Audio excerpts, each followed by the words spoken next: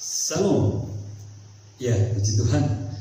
Kita ada lagi di Minggu tanggal 16 Agustus 2020.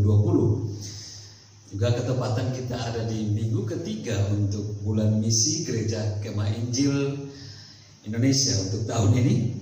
Dan kita masih berbicara tentang hal-hal yang terkait dengan misi dan juga tentang akhir zaman dan kedatangan Kristus. Nah, itu sebabnya dalam kesempatan minggu ini saya akan, atau tema yang ada, berbicara tentang berjaga-jaga menantikan kedatangannya. Ya, untuk tema minggu ini di bulan misi, berjaga-jaga menantikan kedatangannya. Dasar firman Tuhan terambil di dalam Matius 25 ayat 1 sampai 13. Ini dasar firman Tuhan. Pada waktu itu, hal kerajaan surga seumpama 10 gadis yang mengambil pelitanya dan pergi menyongsong mempelai laki-laki. 5 di antaranya bodoh dan 5 bijaksana. Gadis-gadis yang bodoh itu membawa pelitanya, tetapi tidak membawa minyak. Sedangkan gadis-gadis yang bijaksana itu membawa pelitanya dan juga minyak dalam buli-buli mereka. Tetapi karena mempelai itu lama tidak datang-datang juga, mengantuklah mereka semua lalu tertidur. Waktu tengah malam terdengarlah suara orang berseru, "Mempelai datang, songsonglah dia." Gadis-gadis itu pun bangun semuanya lalu membereskan pelita mereka. Gadis-gadis yang bodoh berkata kepada gadis-gadis yang bijaksana, "Berikanlah kami sedikit dari minyakmu itu, sebab pelita kami hampir padam."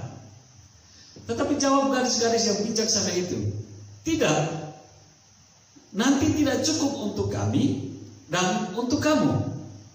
Lebih baik kamu pergi kepada penjual minyak dan beli di situ." Akan tetapi waktu mereka sedang pergi untuk membelinya, datanglah mempelai itu, dan mereka yang telah siap sedia masuk bersama-sama dengan dia ke ruang perjamuan kawin, lalu pintu ditutup.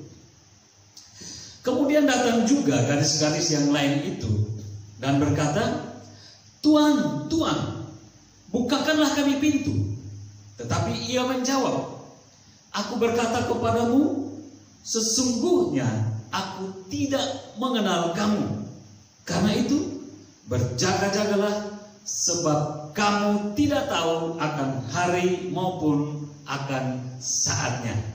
Ya, ini perumpamaan Yesus tentang 5 gadis yang bodoh dan 5 gadis yang bijaksana dalam hal mereka mempersiapkan diri menyambut kedatangan mempelai laki-laki. Tapi yang tadi seperti sudah kita baca, terbagilah 2, 5 yang bodoh dari gadis ini dan ada 5 yang pintar dari gadis yang 10 ini. Di mana mereka mempersiapkan diri dengan baik, tetapi ada yang baik, ada yang bahkan kurang baik. Dan yang baik itu adalah gadis yang bijaksana, dan mereka selesai atau finish dengan indah. Artinya apa? Sesuai dengan kerendahan mereka, harapan mereka. Meski kedatangan mempelai tidak tahu kapan waktunya, dan mereka mempersiapkan diri dengan baik. Isi minyak di dalam buli-buli pelita itu semuanya cukup untuk waktu kedatangan mempelai laki-laki. Dan akhirnya mereka menerima kedatangan itu, dan mempelai itu juga menerima mereka karena persiapan yang baik, dan mereka dibawa masuk ke dalam jamuan pesta itu. Pintu ditutup, mereka menikmati kebahagiaan yang baik di dalam. Tapi kasihan, yang 5 yang bodoh itu baru mau datang, sudah telat.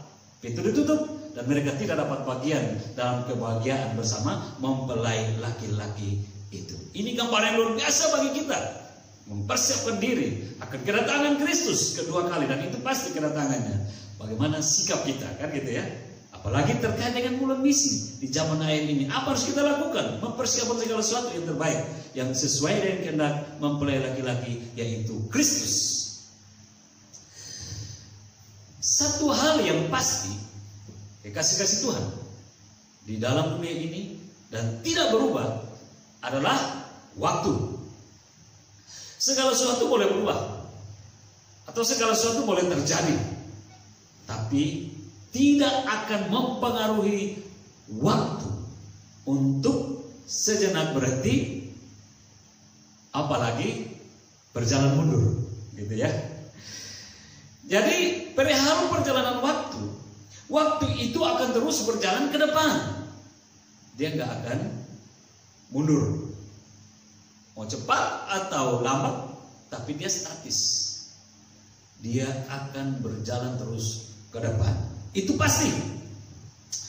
Jika demikian, mari kita lihat atau cermati sudah sejauh mana atau sudah sejauh apa atau di waktu mana kita ini sedang menikmati perjalanan kehidupan kita. Gitu ya. Perhatikan perumpamaan Yesus yang menarik dalam Matius 24 ayat 32 sampai 33 perihal pohon ara. Di situ Yesus bilang begini, tariklah pelajaran dari perumpamaan tentang pohon ara. Apabila ranting-rantingnya melembut dan mulai bertunas, kamu tahu bahwa musim panas sudah dekat. Demikian juga, jika kamu melihat semuanya ini, ketahuilah bahwa waktunya sudah dekat, sudah di ambang pintu. Sekali lagi tema besar diangkat Gereja Kemah Injil Indonesia berbicara tentang kedatangan Sang Raja. Waktu kedatangan itu sudah dekat. Dan tadi saya bilang bahwa segala sesuatu ini bisa berubah, tetapi untuk perjalanan waktu tidak. Apapun yang terjadi, waktu akan berjalan ke depan. Nah, jika waktu akan berjalan ke depan, janji kebenaran firman Tuhan bahwa kedatangan Sang Raja itu akan datang dan sudah dekat, berarti kita menuju kepada yang sudah dekat itu berdasarkan perjalanan waktu ini. Dan kita tidak bisa bertahan-tahan diri atau bermundur-mundur diri berdasarkan waktu, karena waktu nggak bisa mundur atau waktu nggak bisa bertahan-tahan. Waktu akan terus maju dan kita juga akan ikut maju. Berarti kalau kita maju, dia datang. Di mana persiapan kita menyambut kedatangannya? Perihal gambaran 5 gadis bodoh dan 5 gadis bijaksana ini menarik kalau kita mau merenungkan itu untuk berjaga-jaga, gitu ya, untuk mempersiapkan diri. Nah, karena itu tadi seperti tema kita, berjaga-jaga menantikan kedatangannya. Dari perumpamaan ini atau perumpamaan pohon ara tadi, itu menuju kepada waktu kedatangan kembali Kristus atau Mesias yang diurapi. Gambaran ranting-ranting pohon ara yang mulai bertunas harusnya menjadi pelajaran menarik bagi kita. Selain gambaran atau perumpamaan 5 gadis bijaksana dan 5 gadis bodoh ya. Gambaran perihal tentang ranting-ranting pohon ara yang mulai bertunas itu harusnya menjadi pelajaran menarik bagi kita. Mengapa? Supaya kita lebih serius mengamat-amati segala peristiwa yang terjadi saat ini. Agar apa?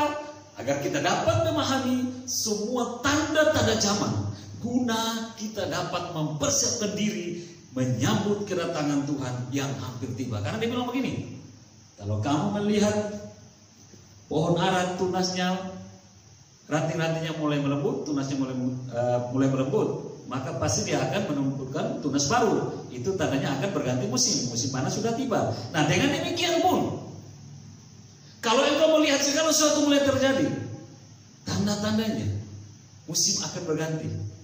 Musim kedatangan dia akan segera terjadi.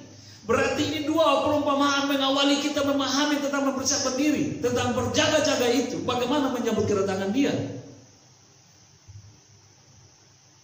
Jika memang waktu kedatangannya sudah hampir tiba dan tidak dapat ditahan-tahan atau tidak dapat ditunda-tunda oleh suatu kekuatan apapun di muka bumi ini, Apa respon terbaik kita untuk menyambut dia? Satu kata yang mungkin kita bisa sepakat bersama, seperti tema hari ini, yaitu berjaga-jaga. Iya, sudah pasti itu, berjaga-jaga, dan kita sepakat di kata ini kan gitu ya. Namun berjaga-jaga yang bagaimana?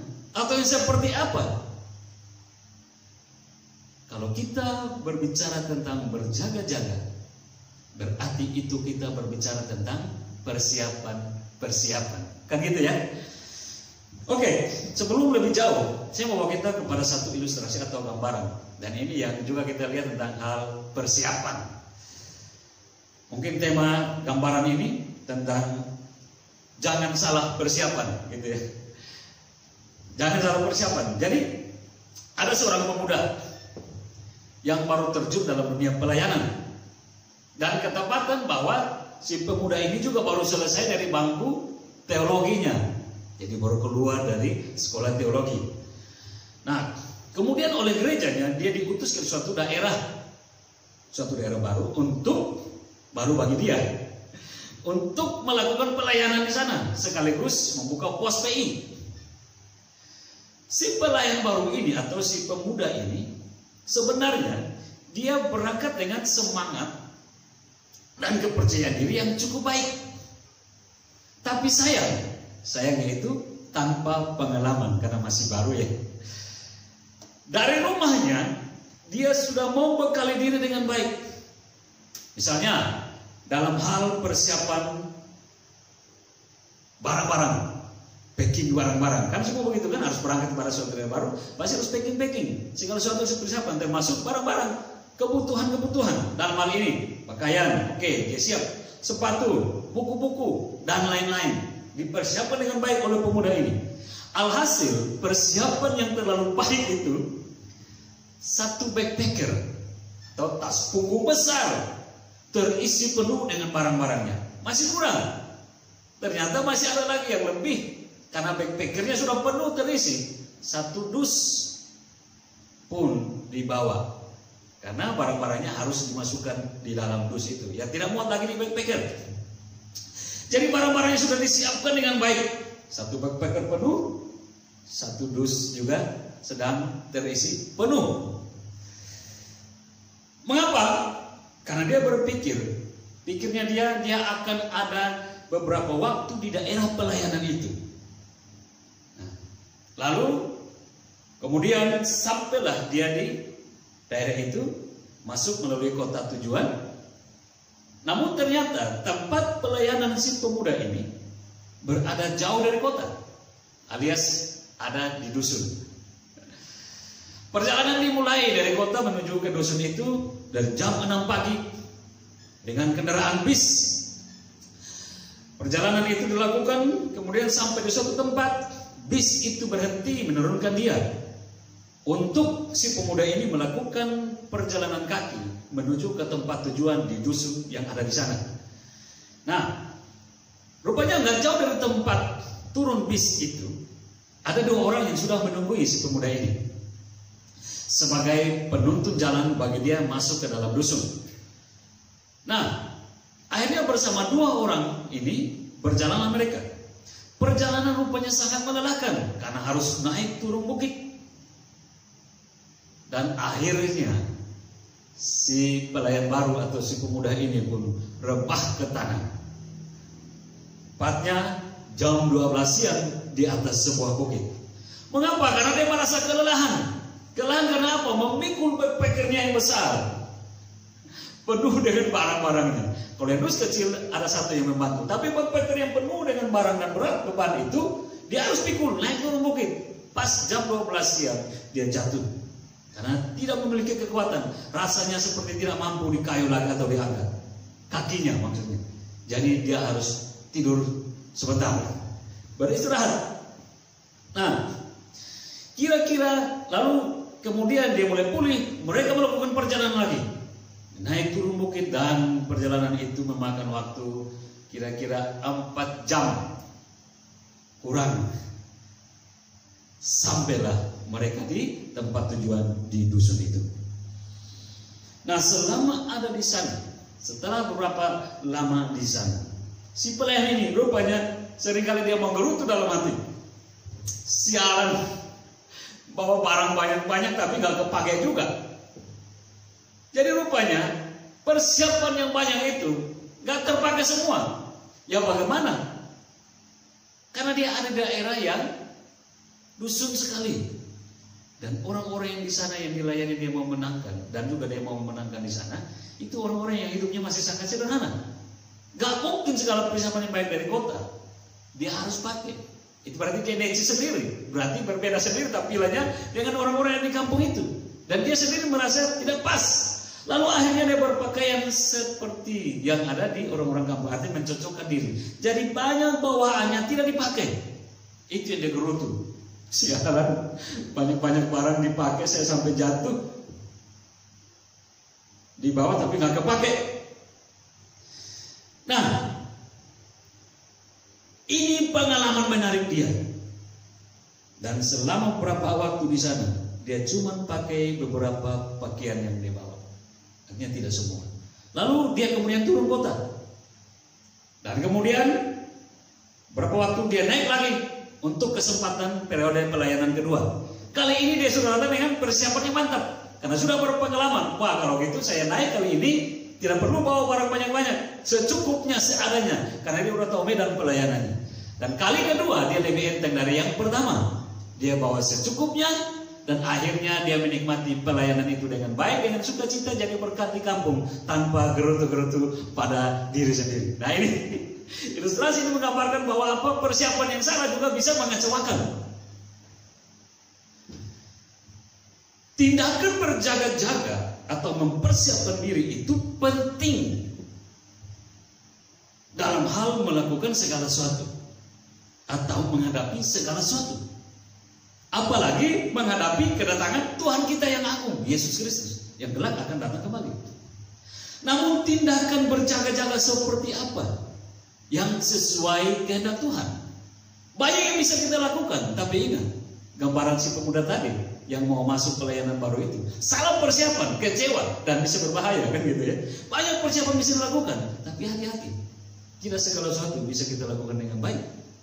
Tapi ada hal-hal baik yang bisa kita lakukan, dan itu berkenan kepada Tuhan. Dan ini yang kita mau belajar. Dari gambaran ini bisa kita lihat dari contoh 5 gadis yang bijaksana. Ya, tentu dalam kesempatan yang saya bahas hari ini bersama dengan Bapak Ibu kekasih, gambaran menarik ada pada perilaku 10 gadis tadi. Yang 5 bodoh, yang 5 bijaksana. Nah, yang sementara menantikan mempelai laki-laki. Dan tentu saya mau bawa kita untuk lebih fokus kepada 5 yang bijaksana menanti kedatangan mempelai laki-laki itu. Agustus 2019, seperti tahun lalu ya, saya juga pernah khotbah tentang hal ini. Dari bagian yang sama, Matius 25 ayat 1 sampai 13. Tapi tahun kemarin itu saya lebih fokus kepada isi dari pelita itu, dari buli-buli, yaitu minyak. Fokus saya tahun kemarin bicara tentang hal itu. Jadi minyak itu bisa digambarkan ada 4 hal. Berusaha untuk bertekun dan menuruti firman. Ini masa persiapan yang terbaik. Tahun kemarin saya ngomong tentang minyak itu. Yang kedua, persiapan yang terbaik, minyak itu berbicara tentang berusaha untuk terus memelihara iman. Dan yang ketiga, minyak itu juga bisa berbicara tentang berusaha untuk tetap hidup benar. Dan yang keempat, minyak itu juga bisa berbicara tentang berusaha untuk giat melayani Tuhan. Ini persiapan terbaik tahun kemarin saya bilang. Nah, kali ini kita akan belajar tidak lagi tentang minyak, tapi mengenai kata seperti tema tadi, berjaga-jaga menantikan kedatangannya. Nah, yang akan kita belajar kali ini mengenai kata berjaga-jaga dan bijaksana, seperti 5 gadis bijaksana ya. Kayak kita mulai dengan kata berjaga-jaga. Apa itu berjaga-jaga? Berjaga-jaga dari teks aslinya yaitu gregoreite. Gregoreite, atau dalam terjemahan Inggrisnya watch. Nah, ini menarik kalimat ini. Dari bentuk dari kata watch nih, ini bentuk verbnya atau kata kerjanya, ini berarti mengamat-amati, memantau, berhati-hati. Gambarannya seperti tentara dalam tugas jaga, gitu ya. Jadi kalau seorang tentara yang sementara di barak atau berjaga-jaga, sementara menghadapi musuh, tentu dia nggak bisa main-main, dia nggak bisa santai. Tapi dia harus mengamat-amati dengan baik, memantau, tapi juga harus berhati-hati. Gak mungkin dia latah lalu mengamat-amati, ya keluar aja dari barak begini kan, seandainya musuh terdekat, dia bisa musuh bisa melihat dengan leluasa, dia bisa didor dan tewas gitu kan. Tapi selain dia mengamat-amati, dia memantau, dia harus berhati-hati. Artinya apa? Sedapat-dapat mungkin dia tidak langsung menunjukkan dirinya secara utuh. Dan mungkin dia bersembunyi dan lalu dia memantau-mantau keadaan. Ini namanya berhati-hati supaya jangan mengalami nasib sial gitu ya. Tetap berhati-hati. Nah, ini maksud dari berjaga-jaga. Gregory watch di sini. Nah, apa yang harus kita amati dan kita pantau berdasarkan kata berjaga-jaga ini dari bentuk kata kerjanya. Ini berbicara tentang yang harus kita amati dan kita pantau. Ini berbicara tentang kita mengamat-amati keadaan dunia yang akan menjadi tanda-tanda kedatangannya. Ya, kita nggak bisa memantau yang lain karena ini menyangkut dengan kedatangannya dia sudah dekat. Maka pelajaran mengenai kebenaran firman Tuhan, kita harus memantau, kita harus mengamat-amati tanda-tandanya tentang kedatangan dia. Nah, tanda-tanda itu antara lain ada beberapa, banyak sebenarnya. Tapi saya coba melihat dari beberapa bagian kebenaran firman Tuhan dan perkataan Yesus sendiri. Satu, tanda-tandanya ada yang mengaku sebagai Mesias. Ya, akhir-akhir zaman ini banyak orang berkata bilang dia Mesias, lalu menyesatkan banyak orang. Matius 24 ayat 5. Kemudian peperangan-peperangan hebat terjadi. Matius 24 ayat 6. Nama Yesus dan para pengikutnya makin dibenci. Mulai kita kira-kira ya, orang makin benci mendengar nama Yesus Kristus. Sekaligus pengikut Kristus makin dibenci. Matius 24 ayat 9. Makin banyak orang Kristen yang murtad. Sudah ada kan? Atau belum? Kita bisa tahu keadaannya kan gitu. Nabi-nabi palsu bermunculan. Matius 24 ayat 11. Dan juga kita bisa lihat dalam 2 Petrus 2 ayat 3.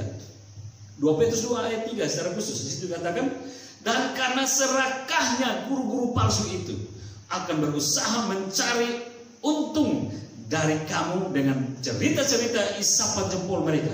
Tetapi untuk perbuatan mereka itu hukuman telah lama tersedia dan kebinasaan tidak akan tertunda. Ini tanda-tanda. Mulai sekarang orang menunjukkan bagaimana manifestasinya bisa melakukan ini itu. Ada seperti memiliki suatu kuasa karunia dan manifestasi bisa dibuat. Tapi kebenaran harus diuji. Karena tanda-tanda ini mulai muncul di akhir zaman. Dan ini kebenaran firman Tuhan. Kita harus cerdas, kan gitu ya. Ini hal-hal yang bisa kita lihat. Kemudian manusia makin durhaka. Matius 11 ayat 12. Salah satu contoh atau banyak contoh. Durhakanya manusia itu apa? Orang tua terhadap anak, anak terhadap orang tua, terhadap saudara bersaudara atau terhadap sesama. Apa? Saling cabul, saling mencelakakan, saling bunuh. Baru-baru dalam bulan-bulan ini santer berita terjadi di Sulawesi. Bagaimana persetubuhan terjadi antara apa? Anak dengan ibunya. Dan ini menjadi berita yang luar biasa, mengagetkan orang dan orang gak nyangka. Lalu apakah kita bilang ini biasa? Ini kebenaran firman Tuhan, tanda-tandanya manusia mulai durhaka. Kita harus cerdas di sini. Kemudian manusia tidak takut lagi kepada Tuhan. 2 Petrus 2 ayat 10. Bagaimana bentuk ketidaktakutan itu? 2 Petrus 2 ayat 10 dikatakan bahwa itu mengabarkan bahwa mereka berani menghujat akan ketuhanan Yesus, padahal mereka tidak tahu bahwa Yesus sesungguhnya adalah Allah yang perkasa. Ya kan? Kalau Yesaya 9:5, seorang anak telah lahir, ya kan? Allah yang perkasa, dialah Yesus yang padanya terdapat segala kuasa. Matius 28:18. Segala kuasa telah diberikan kepadaku, baik kuasa di bumi maupun di surga.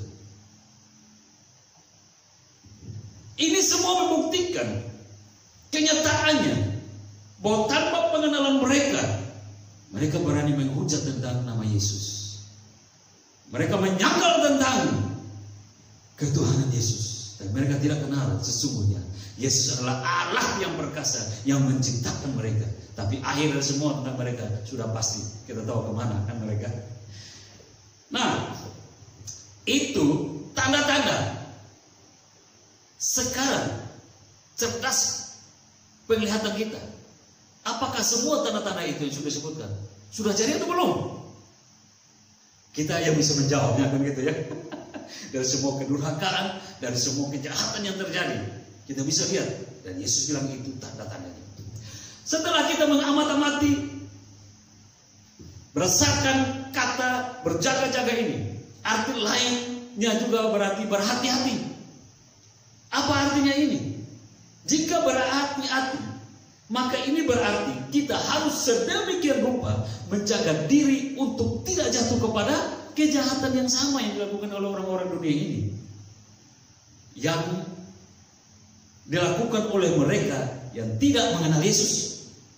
Kan Galatia 6 ayat 1 bilang begini kan, sambil menjaga dirimu supaya kamu juga jangan kena pencobaan.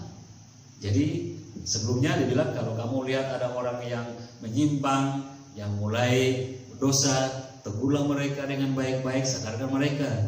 Tapi ingat, sambil engkau menjaga dirimu sendiri supaya kamu juga jangan kena pencobaan. Jadi harus berhati-hati di sini. Ketika kita melihat semua keadaan dunia ini, ketika kita melihat semua hal yang jahat itu, kita harus berhati-hati supaya kita jangan terseret kepada hal yang sama dan jatuh kepada hal yang sama. Berhati-hati di sini. Kita harus jaga diri baik-baik. Dengan kekuatan apa? Kekuatan iman kita dalam Tuhan, dan berserah diri kepada Tuhan dan menyerahkan diri sepenuhnya kepada Tuhan. Itu berhati-hati. Supaya apa? Agar kita tidak terjerumus dan mengalami kebinasaan yang sama saat kedatangan Dia yang kita nanti-nantikan itu. Tapi kehati-hatian sebagai sikap berjaga-jaga akan berhasil apabila dibarengi dengan perilaku-perilaku bijaksana. Balik lagi kepada gadis yang bijaksana kan gitu ya. Dasar tema kita hari ini. Dalam menjalani kehidupan, mengamati boleh, itu tepat. Berhati-hati boleh, itu tepat. Tapi itu akan mulus jalannya kalau dibarengi dengan apa? Bijaksana. Bijaksana ini yang mengantar kita kepada kesuksesan yang baik. Orang mengamati, orang berhati-hati, tapi kalau tidak bijaksana, dia juga bisa jatuh. Tapi kalau dia bijaksana, dia bisa mengontrol dirinya, dia bisa menguasai dirinya, dan dia tahu apa yang benar yang harus dilakukan. Itu bijaksana. Nah, kita sudah melihat tentang berjaga-jaga ya sebelumnya. Sekarang mari kita pelajari apa itu bijaksana, yang menjadi titik kemenangan 5 gadis bijak tersebut di perumpamaan dasar renungan kita hari ini. Kita lihat sekarang yang kedua, berbicara tentang bijaksana. Bijaksana dari teks aslinya yaitu pronemoi. Pronemoi atau wise dalam terjemahan Inggrisnya. Nah, apa itu bijaksana? Bahasa Indonesia artinya, Kamus Besar Bahasa Indonesia itu artinya selalu menggunakan akal budi, yaitu berbicara tentang pengalaman dan pengetahuan, atau juga berarti arif, pandai dan hati-hati. Itu bijaksana menurut Kamus Besar Bahasa Indonesia. Nah, pronemoi dalam terjemahan Inggris itu berarti wise. Nah, artinya di sini bahwa kita harus cerdas secara mata jasmani dan mata rohani melihat semua kejadian atau peristiwa-peristiwa yang terjadi saat ini, dan melalui pengetahuan kita yang benar atas dasar catatan-catatan Alkitab yang sudah kita baca, sudah renungkan, bahwa jika semua itu terjadi sesuai dengan perkataan Yesus dalam nubuatan akhir zaman, maka kita nggak boleh merasa enteng lalu berkata, ini semua kejadian terjadi yang saat ini terjadi hanyalah fenomena dunia biasa. Ini fenomena biasa, ini udah biasa. Ini udah biasa terjadi. Peperangan di mana-mana, kelaparan di mana-mana, bencana di mana-mana, kedurhakaan di mana-mana, udah biasa. Lalu akhirnya karena kita menganggap ini fenomena biasa, lalu tidak mempersiapkan diri dengan baik, tidak berjaga-jaga maksudnya, itu berbahaya. Itu berbahaya. Nah, menariknya, balik lagi. Menariknya kata bijaksana yang dari teks aslinya pronimoi, itu terjemahannya wise. Tapi kalau kita perhatikan baik-baik dalam The New Analytical Greek Lexicon, itu berkata dia bukan wise tapi prudent. Sebenarnya diartikan dengan prudent, tapi dalam penerjemahannya baik itu di King James Version maupun di The Interlinear Bible, itu menuliskannya dengan wise. Lalu saya waktu melihat ini kok seperti berbeda. Lalu saya coba melihat apa maksud dari perbedaan seperti ini. Perbedaan ini tidak salah, ini benar, ini mengartikannya. Tapi ada yang menarik di sini. Rupanya kata prudent ini hanya berbentuk kata sifat dan kata keterangan. Tapi begitu masuk ke wise, jika diartikan dengan wise, selain mengandung kata sifat, tapi juga mengandung noun atau bentuknya kata benda. Dia memiliki bentuk kata benda di sini. Ini wise, dan itu tidak di dalam prudent. Nah, kalau begitu ini ada maksudnya apa? Ternyata di wise dalam bentuk noun atau kata benda ini dia memiliki makna cara. Dia juga mengandung artinya cara. Wise ini cara. Selain bijaksana, cara. Pemahamannya cara. Nah, dalam bentuk ini membuat makin menarik perihal tindakan bijaksana, atau makin menarik jika kita menggali tentang bijaksana ini di dalam persiapan kita berjaga-jaga menanti kedatangannya. Selain bijaksana yang dimaksud dengan pandai, cerdas, ada cara di sini. Artinya begini, bahwa jika kita memahami dengan bentuk kata kerjanya dari bentuk artinya cara, bahwa seseorang tidak langsung menjadi bijak. Artinya orang yang bijaksana yang kita lihat tidak langsung klop dia jadi bijaksana, tetapi sebelumnya dia sudah menghadapi berbagai macam hal, atau dia sudah menghadapi beberapa hal. Itu yang dimaksud dengan pengertian cara di sini, bentuk kata kerja dari kata wise. Jadi tidak langsung klop jadi bijaksana, tapi ada hal-hal yang membentuk seseorang menjadi bijaksana. Itu yang dimaksud dengan cara. Ini membuat orang benar-benar menjadi bijak. Jadi bijak itu nggak instan. Bijak itu kucuk-kucuk langsung orang ini bijak, tidak. Tapi ada hal-hal yang sudah dilewati dan dia akan menjadi bijak. Dan kalau sudah melewati semua hal seperti tantangan itu, baru sungguh-sungguh dia menjadi bijak. Kalau kita mau coba pelajari 5 gadis bijaksana itu pun ada di situ yang bisa kita lihat. Ada wise dalam bentuk noun yang sudah dilewati oleh 5 gadis yang bijaksana itu. Makin menarik kalau kita mau kali ini untuk mempersiapkan diri kita dengan baik menanti kedatangan Tuhan kita. Artinya begini, artinya bahwa apa? Ada banyak hal yang dialami orang percaya untuk membuat imannya makin kokoh dan makin mengerti kebenaran, untuk membuat dia makin bijaksana menghadapi tantangan-tantangan akhir zaman dalam persiapan dia menyambut Tuhannya. Itu yang dimaksud dengan cara dalam bentuk kata kerja dari arti wise. Seperti 5 garis bijak, itu tadi saya bilang 5 garis bijak kalau kita lihat tidak langsung kucuk-kucuk jadi bijak. Tapi dia juga bisa akhirnya sama dengan garis bodoh kalau dia tidak melewati tantangan itu. Nah, seperti 5 garis bijak ini, ada juga sebelum jadi bijak ada tantangan yang mereka harus alami. Setidaknya kita bisa dari sini. Ada rasa ngantuk yang mereka harus lewati. Itu tantangan. Yang kedua, yang bersama dengan garis bodoh, ada waktu yang gak jelas kapan datang sang mempelai. Ini tantangan loh. Kalau mereka juga tidak tahan ngantuk yang kuat-kuat, bisa selesai orang udah tutup itu baru bangun kan gitu ya. Tapi mereka harus melewati itu. Tapi yang kedua, mereka juga harus melewati masa di mana kedatangan mempelai mereka nantikan, mereka nggak tahu kapan. Tapi lihat di sini, mereka mampu, meskipun ini menjadi tantangan mereka, tapi mereka mampu mempersiapkan diri dengan baik. Persiapan yang terbaik dari mereka apa? Yang wise itu, dengan cara yang sudah dilewati, yaitu salah satunya mereka mengisi pelita mereka dengan minyak yang cukup. Yang cukup ya, nggak usah bilang berlebihan. Yang cukup sehingga pas kedatangan mempelai pria itu, mereka tidak kehabisan minyak. Tantangan yang dihadapi bersama-sama dengan gadis yang bodoh 5 itu, sama harus melewati rasa kantuk. Tapi mereka juga harus melewati masa di mana mereka tidak tahu kapan datang mempelai itu. Tapi mereka harus persiapkan diri yang bijak ini. Ini tantangan. Dan akhirnya apa? Mereka muncul sebagai 5 yang bijak. Dan akhirnya mereka berhasil kan gitu ya.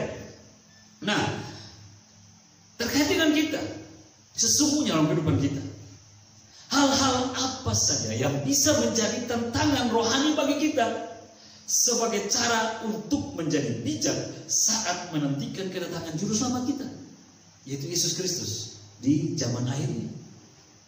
Tantangan-tantangan apa yang akan menghambat persiapan-persiapan kita dalam berjaga-jaga? Yang itu akan menjadi cara memperjelas bahwa kita ini bijaksana. Untuk menjawab hal ini, saya coba mengambil dari beberapa bagian kebenaran firman Tuhan yang menjadi referensi. Jadi bukan saya menjawab asal-asalan, tapi dasar firman Tuhan bisa menjawab itu. Tantangan-tantangan apa harus kita melewatinya sebagai cara akan membuktikan supaya kita orang-orang yang bijaksana. Pertama, tantangan yang bisa dialami, kan gitu ya. Hal-hal tantangan rohani yang bisa kita alami sebagai tantangan kita dalam masa persiapan, yaitu apa? Rayuan kenikmatan kedagingan dunia ini. Jadi tantangan yang pertama yang bisa mempengaruhi persiapan kita yang terbaik, yaitu rayuan kenikmatan kedagingan. Coba kita hitung berapa banyak orang yang akhirnya jatuh karena kedagingan ini. Kenikmatan kedagingan. Ya, kasih Kristus bisa artikan sendiri kan gitu ya. 2 Petrus 3 ayat 14, Lukas 21 ayat 34. Artinya apa? Di kehidupan zaman akhir yang penuh dengan rayuan kenikmatan lahiriah ini, kita tetap harus berhati-hati untuk tidak jatuh di dalamnya. Karena rayuan itu membawa dengan segala macam cara untuk memikat sedapat mungkin banyak orang percaya untuk jatuh. Dan mari kita hitung-hitung berapa banyak orang yang tadi percaya sudah jatuh oleh karena termakan rayuan karena kenikmatan dunia ini, kenikmatan lahiriah.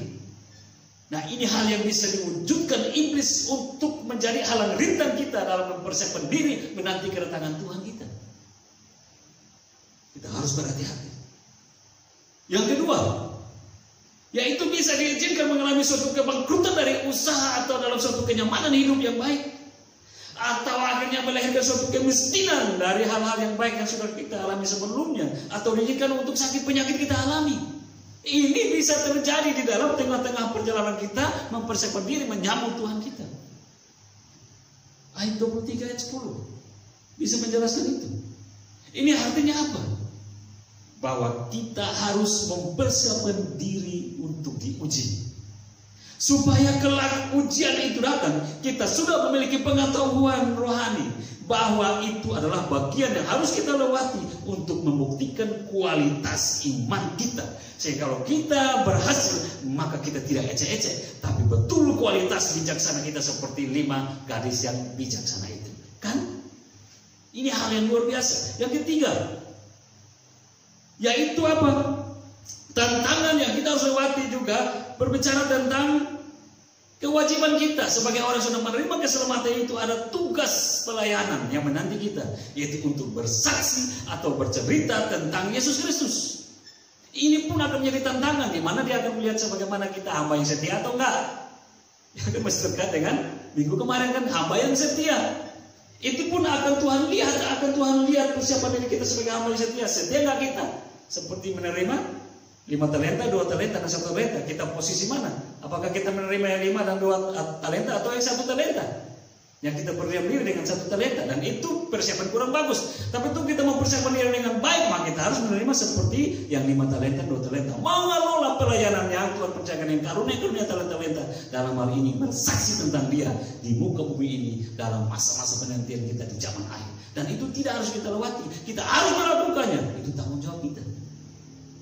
2 Timotius 1 ayat 11 sampai 12. Artinya sebagai orang percaya kita tidak hanya berdiam diri, ya kan, menantikan kedatangannya, tapi kita harus mengerjakan tugas kesaksian itu, bersaksi itu dengan baik. Yang kemudian itu apa? Tentang kehidupan doa. Lukas 22 ayat 46, Yudas 1 ayat 20 menjelaskan itu. Di akhir zaman ini tantangan-tantangan bisa hadir dan membuat orang mulai malas berdoa. Bagaimana mau berdoa? Persoalan makin rumit. Perusahaan udah mulai hancur, mulai kolaps, resesi mulai terjadi kan gitu ya. Keadaan rumah tangga udah mulai seperti gonjang-ganjing. Istri nggak tahu kemana, suami nggak tahu kemana, anak nggak tahu kemana, rumah mulai kosong. Bagaimana bisa berdoa? Makan udah mulai susah, pekerjaan sudah siap-siap dengar akan di PHK, dirumahkan, atau mencari pekerjaan susah. Bagaimana mau berdoa? Perasaan dengan orang situ nggak enak. Ini tantangan-tantangan. Tapi apakah kita harus kalah? Jika itu terjadi, mari kita cerdas. Itu bagian yang harus kita alami dari wise tadi itu. Bentuk kata-katanya, cara di mana kita, pembuktian yang kita bahwa kita bijaksana atau enggak. Itu bisa terjadi. Tapi ini kita pelajari lebih awal kan gitu ya.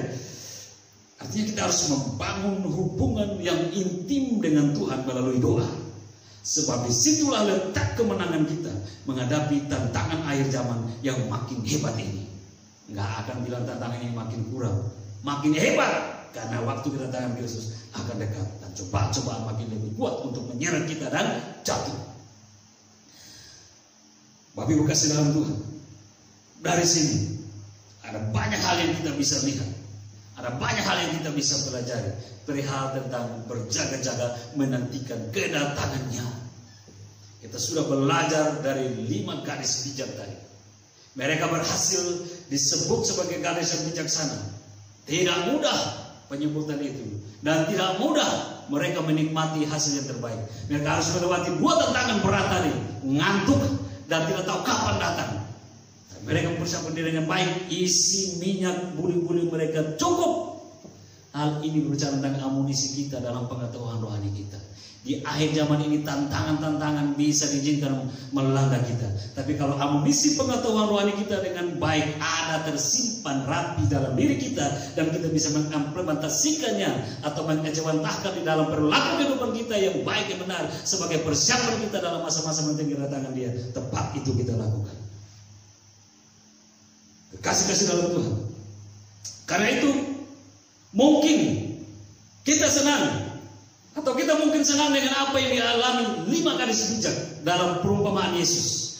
Tapi sesungguhnya sikap bijaksana itu tidak hadir begitu saja dalam diri seseorang. Ada tahap-tahap yang bisa disebut seperti ujian untuk memunculkan sikap tersebut. Termasuk bijaksana saat menghadapi tantangan dalam menantikan kedatangan Tuhan kita. Tapi sebagaimana 5 gadis bijak itu berhasil melewati tantangan dengan persiapan yang baik, demikian hal yang sama dapat kita lakukan sebagai persiapan orang-orang bijak dalam menyambut Tuhan kita. Perhatikan, tidak ada yang mustahil di dalam Tuhan. Asal kita berhikmat untuk melihat tanda-tanda zaman, kita juga pasti berhasil. Mari mulai belajar berjaga-jaga dalam keadaan yang bijaksana, dan itu kekuatan kita. Amin. Tuhan memberkati kita. Salam.